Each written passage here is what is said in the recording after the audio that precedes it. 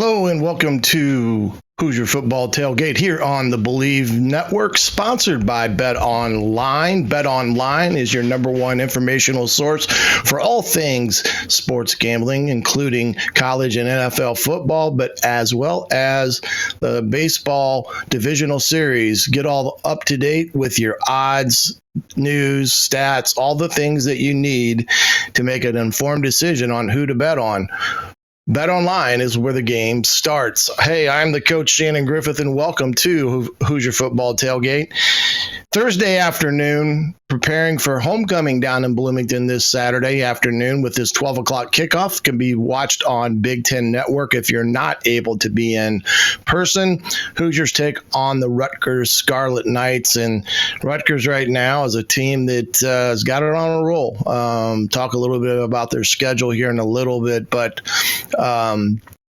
they right now are 5-2, and right at this moment, they are one game away from bowl eligibility. So you can guarantee that they are going to come ready to play Saturday afternoon because they have the opportunity to become bowl eligible under Greg Schiano, who's been there now, I believe, for this maybe his third year as the head coach there at Rutgers.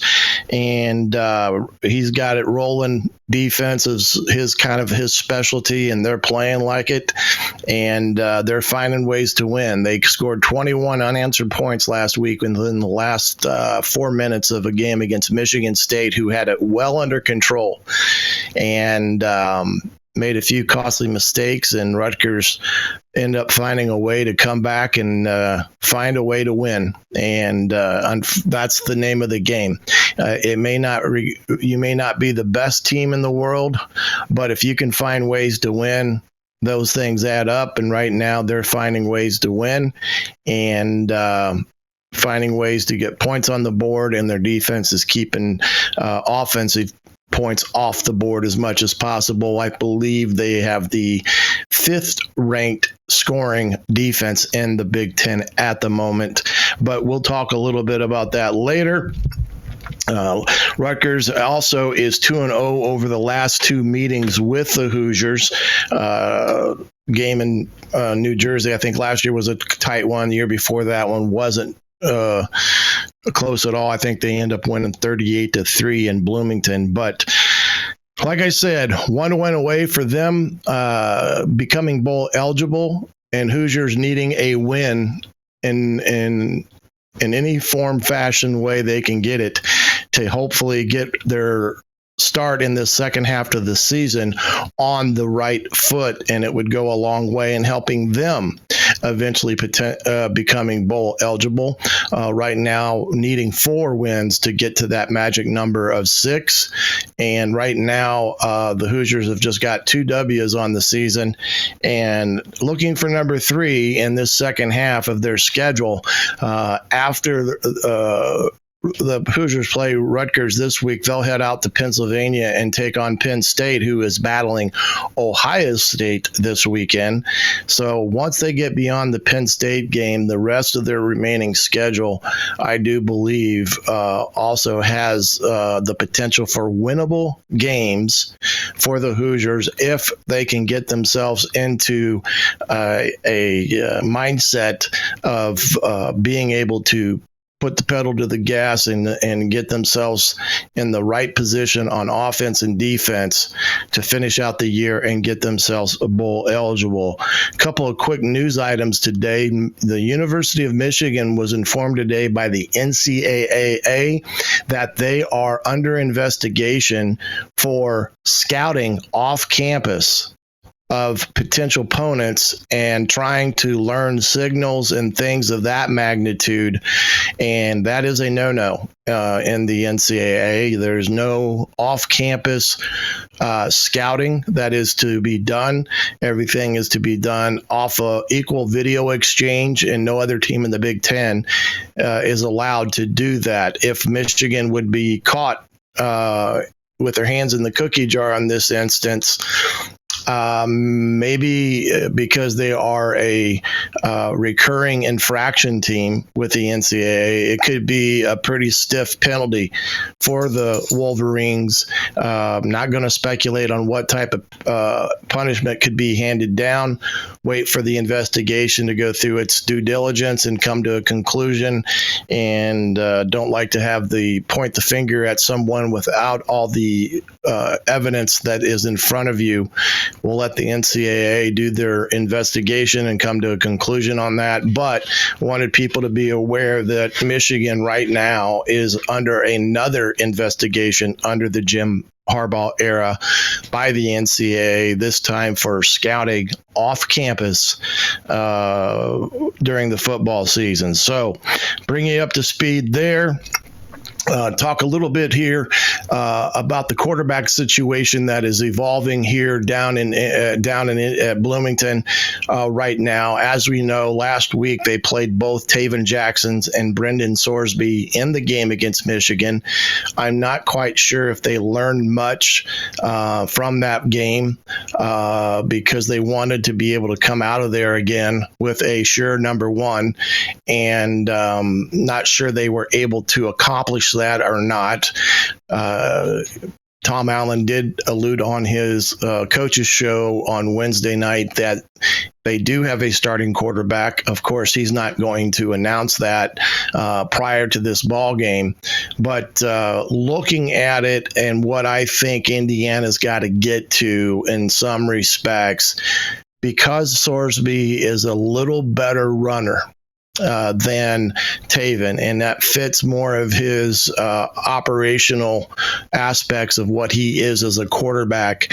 I think they have to go to Sorsby and try to get a run game going there at Indiana. Now, bright spot is Henderson is supposed to be back, so that'll give them two or three strong running backs heading into Saturday.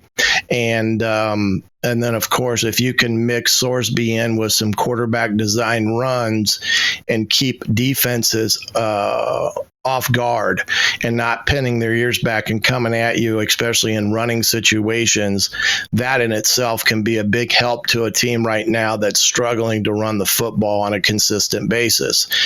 Now, the flip side of that is passing wise, I'm not quite sure we have enough of a portfolio, so to speak, to render what Brenden is in the passing game.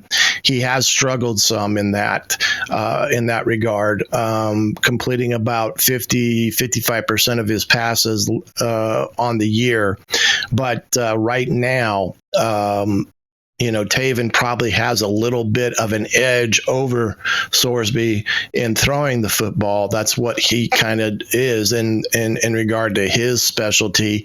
He's more of your pro type quarterback, drop back and throw it, where Sorsby has a little bit more dynamic in his game where he can run the football and has a pretty decent arm. It's not that he doesn't have the ability offensive arm wise, but I don't necessarily think he is better than Tayven in a pass happy offense, so to speak. But the bottom line is Indiana has got to develop a run game, and to do that, I think they have to utilize Sorsby in that scheme of things where they can do some quarterback design runs and also utilize the read schemes off of certain plays, so that they can have a little bit more dynamics on offense in the run game, a little bit more imagination in the run game as per se. And I believe Rod Carey knows how to get that done, having been around a Jordan Lynch type, because that's who Sorsby reminds me of in terms of size and structure and ability to run the ball. Now, one big thing is they're both young and they're both not playing to a level that they need to be at in terms of their play. Carelessness with the football, whether it be tucking it away or throwing it down the field, things of that nature. Those are things that they have to grow into. And the only way you grow into it is get out there in live game action and see what can be done. Now, that doesn't mean, in my opinion, that Tayven Jackson will not take a snap under center the rest of the year. I think it will depend on either how well Sorsby does or doesn't do, or in case he would happen to get an injury. The other thing that you have to have in the back of your mind is Dexter Williams progressing the way he is progressing right now in practice and getting himself back into some live situations with that knee. He may become a viable option as well. And he is a true spread offense type of quarterback. And when they utilized him last year, he did show some promise moving the IU offense. And I'm not quite sure how close he is to playing, but it sounded that it's getting closer over the last couple of weeks, that there may be scenarios where his availability maybe become more and more of an option than it has been here of late. So you've got some other things in the mixture here that I think by utilizing Sorsby in a more run capacity, quarterback design runs, that is also what Dexter Williams would be able to do as well. So I think they go with Sorsby in this situation, and primarily from the standpoint of Tayven has had his opportunity. Not that he's done poorly, but it's not like he's gone out and lit the world on fire and taken control of the offense. I think it's now time to see if Sorsby, with the number one designation, can go out and get things done. Now, personally, I have no problem with playing two quarterbacks. I know the pros and cons of that, who is the number one and all those things that people on the outside get caught up with. I've always believed if you have two quarterbacks that are capable of running the offense that you want to run, then you play them both, because if they don't separate themselves, then you've got to find ways to utilize both of them to get the value that you would have in a true number one. So I'm not a big proponent of having a guy that is labeled the number one guy. Now, it sounds to me that Tom Allen and the coaching staff there, that is important for them to have somebody that is a number one designated quarterback. But from my perspective, I've never gotten too caught up into having a guy, because if you need both of them to win a game, you got to play both. So we'll have to see what happens on Saturday afternoon at 12 on who trots out there with the first offense, and see what happens. Just a guess, opinion, a little bit of a dart throwing contest as well. But I believe Sorsby gives them that chance to implement some more quarterback running game to help with their running offense as a whole. Passing game doesn't change in that regard. You still got to find ways to utilize the quick passing game concepts of getting the ball in and out of the hands of the quarterback, play action pass to throw it deep. And on Saturday, within the first 5 plays of that game, I think you've got to take at least one shot down the field. I don't think you can sit and wait for that opportunity. I think you've got to script it into the script. Within the first 5 plays of this game, you've got to say, we're taking a shot here no matter what, and you take a shot. And whatever that is, or however that comes about within the scheme of the offense, take a shot within the first 5 plays of the game. They're going to have to be able to get the ball in and out of the hands of the quarterback, no matter who they play up front. They just can't hold the pass protection, although it's gotten better to a point where you can sit back and run full field routes and get the ball off in time. And this defense that they've got coming in right now is one of the top defenses in terms of sacks. I think they're 3rd or 4th in sacks in the Big Ten, and they can cause some havoc with a 4-man rush. Shiana's defense is a very structured defense. They don't run a ton of schemes in terms of fronts. They predominantly run what I call an under front and an odd front with this mostly a 5-man box, and that's where they'll do some of their zone pressures out of. And out of their 4-man front, they'll bring some zone blitzes from that as well, but also bring 5-man pressures, especially in the run game. But they're not an overly elaborate, overly sophisticated defense.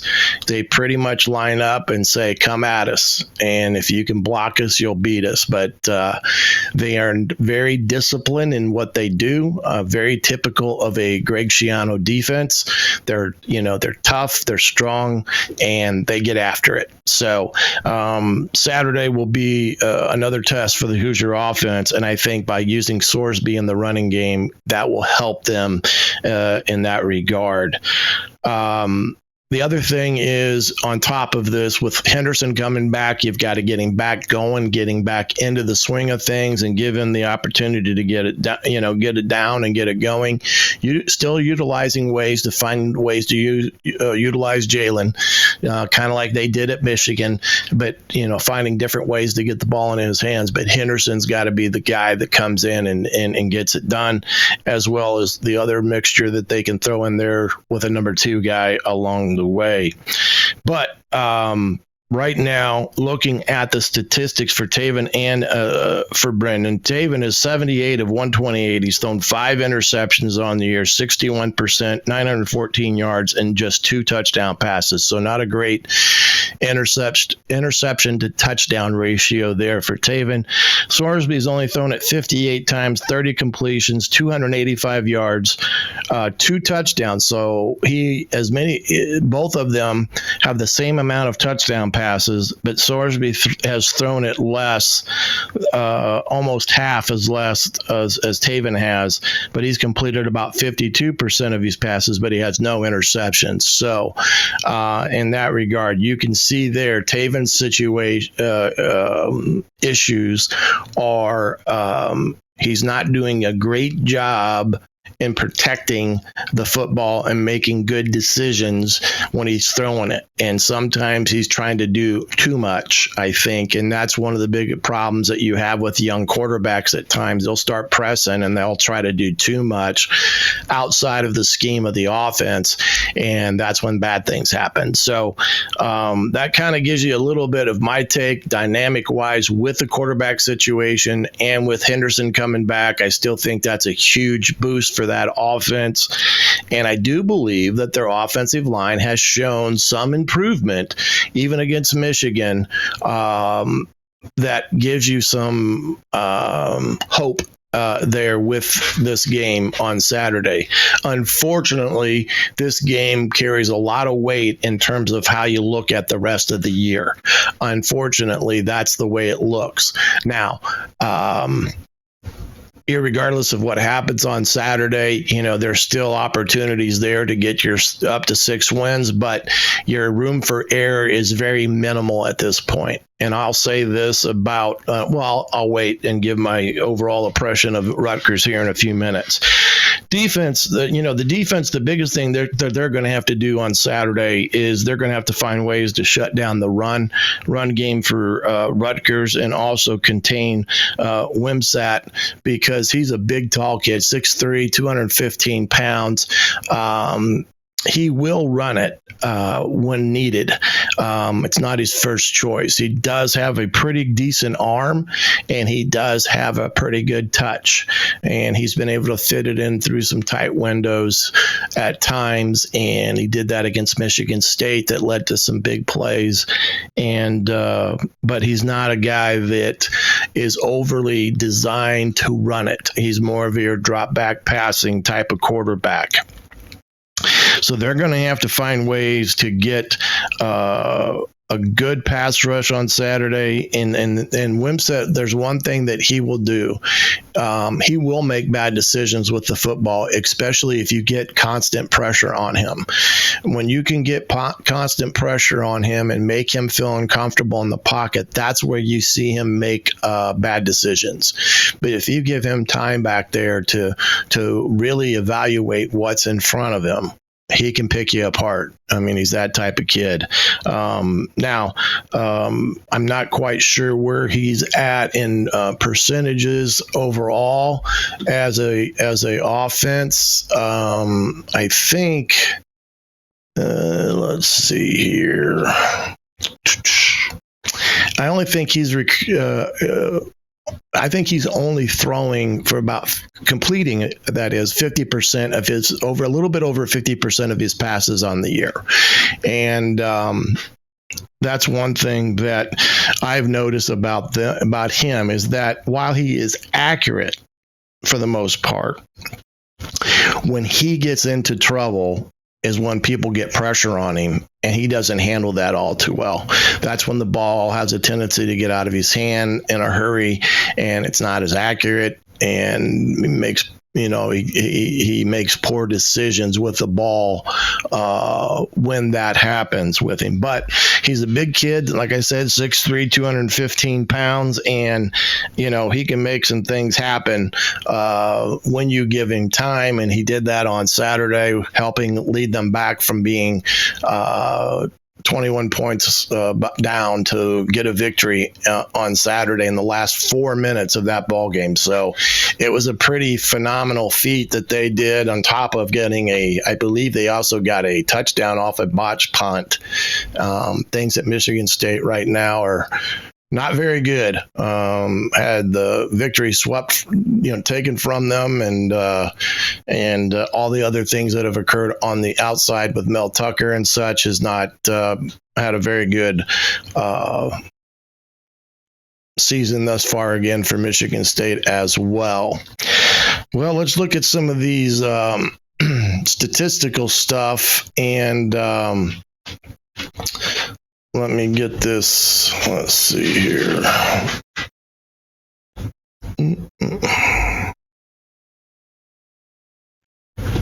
Okay. Why isn't that sharing? Let's see, is this?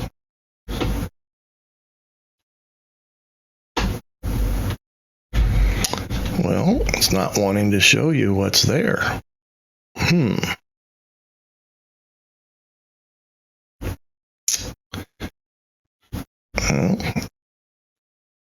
Let's see if we can get it down here.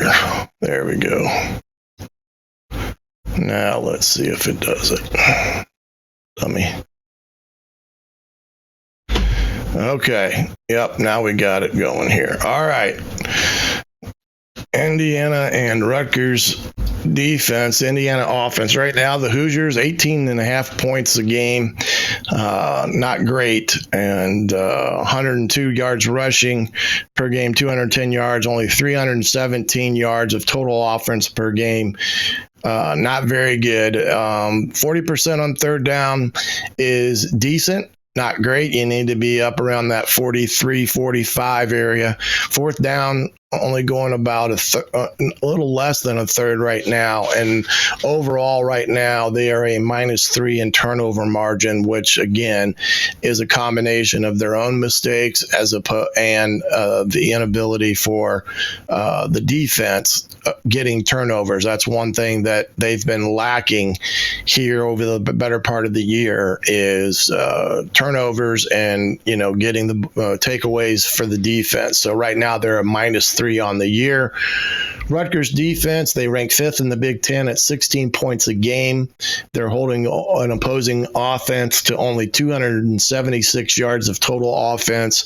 Third down percentage 30%, so they're getting a lot of third and longs. Offense is into a lot of third and longs, so that comes back to first and second down efficiency on Saturday for Indiana.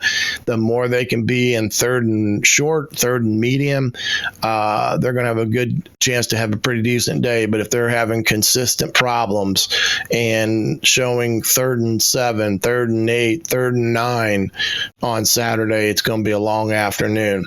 Fourth down, teams have only gone for 25%. Right now, they are a +4 as a team, and they have caused 12 fumbles. Now, they've only recovered a few of those, I think 5 or 6 of them, but they do a very, very good job of stripping the football. That is something that Schiano's big on. He teaches it well, and it's a big part of their defense in terms of their ability to create fumbles, and they've done that this year.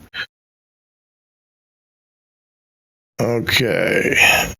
Indiana's defense and Rutgers offense. Scoring-wise, Indiana's D, 29 points a game, 374.7 yards a game in total offense. It's okay. It's not great, but it's not terrible either. But this right here, giving up 29 points, I think a lot of that has to do with field position. They have really had to go and defend the short field the better part of the year. So a lot of these points are in response to a short field that either the offense has not created field position for the defense or their kicking game. So part of this is in the wheelhouse of offense and special teams. Almost 36.5 on third down, a little over 50% on the fourth down. These could be better. The third down efficiency is not bad, but again, it's in response to where they're at on their first down and second down efficiency. Rutgers offense. This is why I wanted to show this, because when you look at their offensive stats, you're not going to see a team that is blowing it out of the water when it comes to offensive stats. They're scoring 27 and over 27 points a game, only 164 4 or 5 yards rushing, 164 yards passing. You can say they're balanced in that regard. Now Wimsatt has thrown 4 picks, and they're only averaging 328.9 yards per game. Very, very poor here in terms of their third down conversions, but they've done pretty good on their fourth downs, which means they have taken some risk analytically and have been able to convert some fourth downs for them. But if you look at this from a statistical standpoint, really not lighting it up, other than they're scoring 27 points a game. So I think that's a combination of some of their big plays, but I also think it's a direct reflection that their special teams and defense have created a short field for the offense for the better part of the first 6-7 games of the year for them. And that is a huge difference. This is not too far off. I mean, you look at statistically of what Indiana is offensively. The big difference is Indiana's being faced with a long field for the most part to drive, and they're just not capable of doing it, where Rutgers has had more and more short field opportunities, and they've cashed in and made the best of it in terms of their productivity on the scoreboard.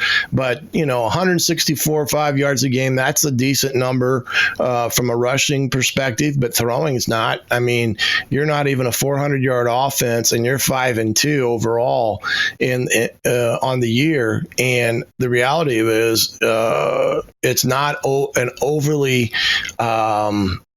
wowing you as a coach when you look at their offensive stats. So there's some, I guess, areas of of hope. I'm struggling for the word for the defense or IU as a, overall because of what they've done offensively thus far. So Indiana defense is going to have to really buckle down on it. I threw their schedule up here because I wanted to see their 5-2 and 2-2 in the conference and who they've played thus far. They've played 5 home games, which they are 5-0 in. They've won all their home games. They beat Northwestern and Temple. Both teams, I think, have only won a couple games.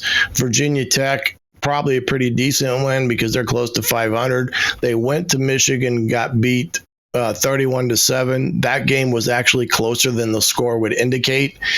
They came home to Wagner, one AA team, beat them pretty handedly. They went to Wisconsin and lost tight battle, but lost that game. And then at home again this week, they came from behind and beat Michigan State after being down 24-6 with 4 or 5 minutes left in the fourth quarter, and they found a way to win. So when you look at this of who they've played, they've really only played a top-tier team in Michigan thus far, and perhaps you could argue Wisconsin in the Big Ten. But that's, in that respect, that's pretty much it in that aspect of things, because when you look at this overall, it's not a schedule that you would say is been really tough on them. Especially when you've had 5 of your 7 games at home. So they've, give them credit. They've taken advantage of stuff. There's no question about that. But at the same time, they've also benefited from a schedule that's been light on the overall talent that they've played. And for the most part, they've played all their games at home. Their biggest stretch is now. They're going to play a lot of the last few games of the season on the road and not at home. So they're right there for the taking, I would say, from Indiana's perspective. And based upon what I've seen in that regard, schedule-wise, IU has a chance, and that's why they're only a 4-point underdog right now. I think they're a 4.5 spread on Indiana in this game. So pretty good in that regard. Let's see. Let's go.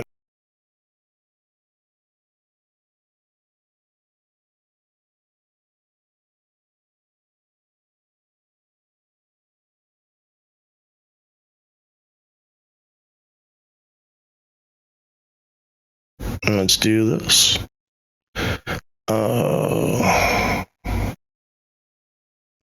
Okay, there we go. All right, Rutgers on the year. We'll just kind of let some of this roll. This game's against Michigan, which I believe was on the 31st of September. We'll also show a game against Wisconsin this past week. But here's their basic front, and I'll show it from the other side here in a second. Good read there by the Sam linebacker in their unbalanced offense there for Michigan. Now this is a odd look to start with, but he's going to shift down, so they will stem their front sometimes in that regard. So here's kind of a better look at it of what you're going to get. Tight ends right here. This is an over front because the nose is shifted over to the tight end side. You got the Sam and the Mike and the Will out here. This is the corner, and that's the safety. So in some respects, you got some numbers on them over here. And they will move their front to the side of the field that they feel like they're not great in terms of their numbers. Oops. Let's get to the next play there, Coach. Okay, again, doing some motion.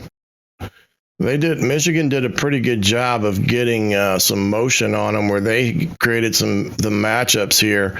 And in this respect here, he really could have gone down here where the motion is because he's got him in a bind here because he's either got him open or the back on the swing. But he chose to come down here at the bottom and then end up throwing not a great pass. But here's a good look at their under front, tight end off the ball here, stand up, rush in, 3 down linemen, linebackers at top. They probably list him as a linebacker. So, again, Michigan did some good things here with some stuff. Here's a 3rd and, I don't know if it's a long yardage situation. They bring a zone blitz here, and Michigan, protected him well, but there ain't nobody open. McCarthy has nobody open here. Got guys running into each other, so they just don't really have anybody available.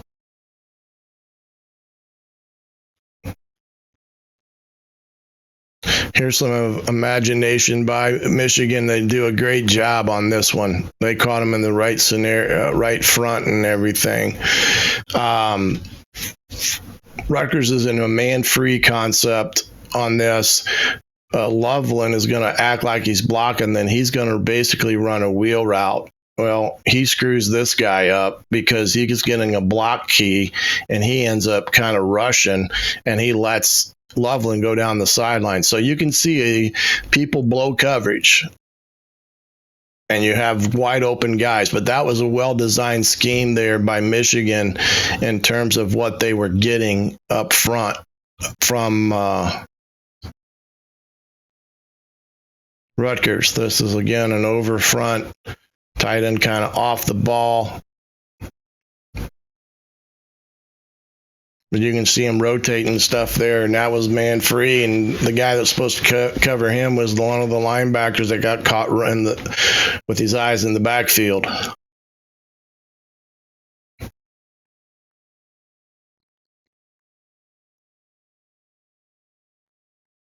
Okay, an odd front here again. As you can see, they're not throwing a bunch at him. Going to come with a blitz. This is a great throw by J.J. McCarthy. Very well taught up here with the type of twist that they're going to run with the linebacker picking off the tackle right there. We'll show you it from the end zone. They do a good job of coaching their twist and stuff. Good back shoulder throw. We'll show it from the end zone here. This guy right here is going to take this guy out, and this guy's going to loop around.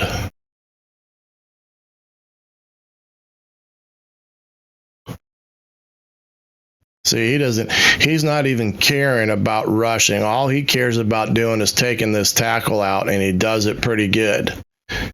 And then creates a rush lane for the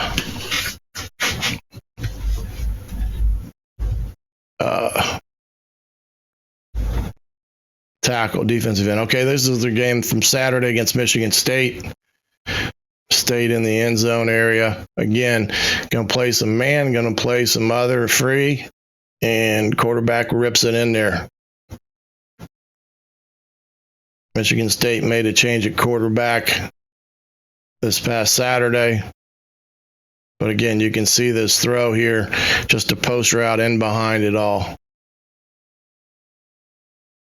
Okay, here's Wimsett. You can see a big, tall, lanky kid. Here's a throw. He kind of fits it in a window there.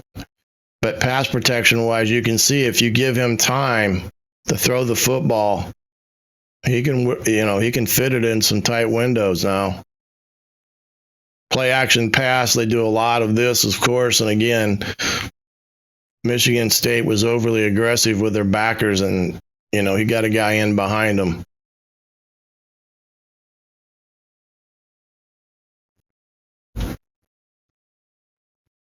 Okay, here they brought some pressure here, kind of a zone blitz.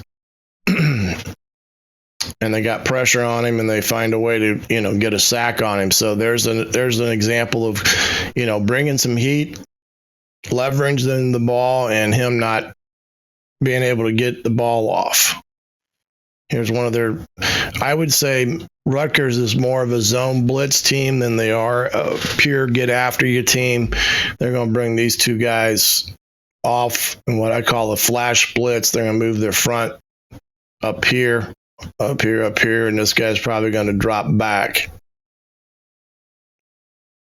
They went man on that one.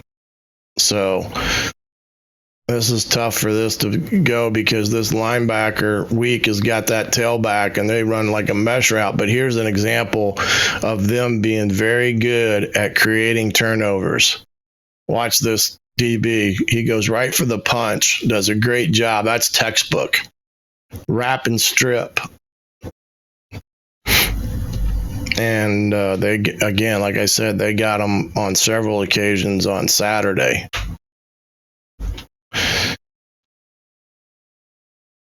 Michigan State's running kind of a shallow cross here against man coverage. Again, boom, creates a turnover. Guy took a shot. Good hit, not targeting, nothing, just a good shot. Dislodges the football, and again, another turnover, and they were within the 20-yard line.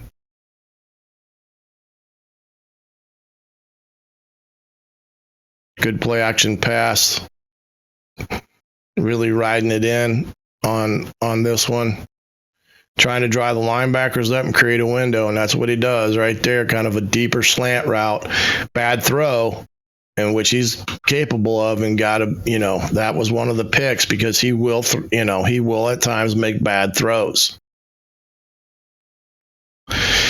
Great call here by Michigan State. I believe this is the quarterback draw. They bring pressure. They catch him in man. This guy's going to run. There's nobody here.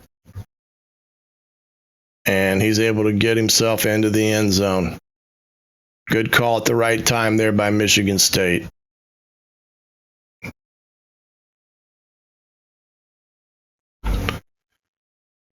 Good hard run here by their running back. I'm not sure who this is. We'll go over that in a second.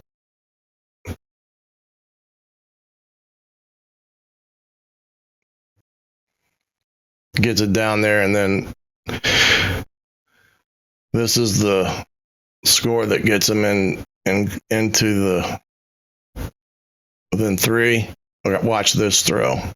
This is what I was telling you about. Here's a throw where they're going to run what we used to call rifle, and he throws to that back pylon, fits it in there nice and good, and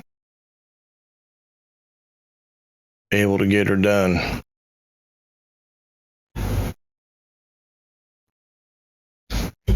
So you can see he has some abilities to sneak the ball into some windows, does a good job.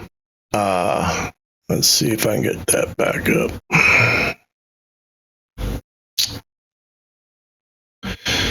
Yeah. Let's see if I can get her back running here. Some of their players that it's not Michigan, dummy. It's Rutgers. Here's some of their top players that in the game for them that you want to kind of keep an eye on here. Wimset's the quarterback again. 51%, 1,000, almost 1,100 yards, 7 touchdown passes, two rushing touchdowns. He's kind of their third or fourth guy leading the way. The big guy, Kyle Monangel, I guess is the way you pronounce that. He's once got 635 yards. He's their number one tailback. He's third in the Big Ten in rushing average yards per game. So he's a guy that they depend upon quite a bit. And then they've got a couple wide receivers. They got the Jackson, Dremel, and Washington. Those guys are their 3 top priority wide receivers. Powell and Dixon. Powell, the linebacker, is one of their top guys. He's 8th in the Big Ten in total tackle, and Dixon, DB, he's got 44 tackles, as does Jennings, the other linebacker. And then Aaron Lewis is one of their defensive linemen. He's got 3 sacks on the year. And then Bailey, that's the stand-up end, number 23. He also has 3 sacks on the year. So pretty capable there with some of their team. Looking at it from the keys to victory here today, defense, they got to hold them to 17 points and under 300 yards of total offense. I know that's going to be a tall task for them on Saturday, but that's something that they need to do. They need to hold them to 17 points on the day. They also they have to create some turnovers, at least 2, and don't give up any cheap scores. No more guys running down the field wide open and giving them cheap scores. Offense, they got to do their part. They got to have 10 explosive plays of 15 yards or more and put 24 points on the board. And that's going to be a tall task, but that's what it's going to take to beat Rutgers on Saturday. They got to have explosive plays, and they got to be able to put points on the board. And they must have at least 375 yards of total offense to be able to be in that arena where they get those explosive plays and points. And they have to have gamble strategically. And what I mean by that, analytically looking at it, is it a good time to go for it on 4th down when they're in that 4th and 5 or less and they've got themselves on the 50 or 45 yard line, taking strategic gambles on 4th down to keep drives going. They have to be able to do that. They have to have an aggressive mindset from the rest of the year from their offensive standpoint, because they cannot get what they need on 3 downs. And they've shown that. So when the time presents itself, being able to gamble a little bit from a strategic standpoint, using analytics to go for it on 4th down. Now, if it's 4th and 9, you're not going to go for it. I mean, those are very, very low odds. But if it's 4th and 5 or less, their odds are better for them in that regard. And from all that. Rutgers, some of their statistics here, they're 5th in the Big Ten in scoring, 5th in the Big Ten in scoring offense at 27, which kind of surprising. They have the 10th overall defense, 4th overall in some of their categories. And they have, that's right, 5th overall in sacks with 17, and offense has only given up 2 sacks on the year thus far. So, this is a game the Hoosiers have an opportunity to get themselves back on track as a football team and give them a chance this second half season to start it off on the right side, on the right foot with a win. But it's going to take a huge task on all 3 phases of the game, but it can be done. We'll see what happens at noon Saturday, kickoff in Beantown, homecoming on Saturday afternoon. If you can't get down there, Big Ten Network will carry the game on TV that afternoon. So we'll see what happens. We'll come back at it Monday and provide a recap of this Rutgers game. I want to thank today's sponsor of the show, betonline.ag. Remember, BetOnline, number 1 source for all things sports wagering, football, basketball, baseball, you name it, they've got it. Up-to-date stats, news, and odds. BetOnline is where the game starts. I want to thank you for joining us here today on the Hoosier Football Tailgate here on the Believe Network. Until Monday, I'm the coach, Shannon Griffith. We'll catch you down the road.